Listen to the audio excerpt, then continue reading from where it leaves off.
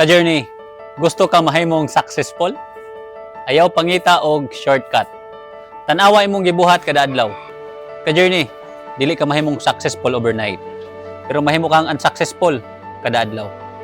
Kay ang tinuod, dili big decisions ang nagbuot sa imong kinabuhi, kundi small habits nga ginabuhat nimo kada adlaw. Tanawa imong daily routine. Pagmata nimo, phone dayon o purpose? Na ba kay ginabalik-balikan nga good habits?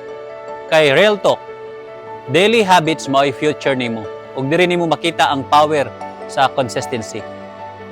Kung mag-workout ka adlaw-adlaw o bisan simple lang, lakaw 20 to 30 minutes every day, sa una murag gamay ra. Wala dayoy resulta. Murag walay epekto. Pero ka-journey, mo compound na. Makusgan imong lawas. Klaro imong hunahuna ug taas imong energy.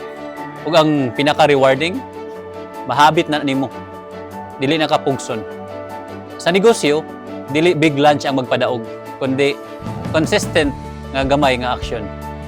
Consistency builds empire and discipline builds destiny.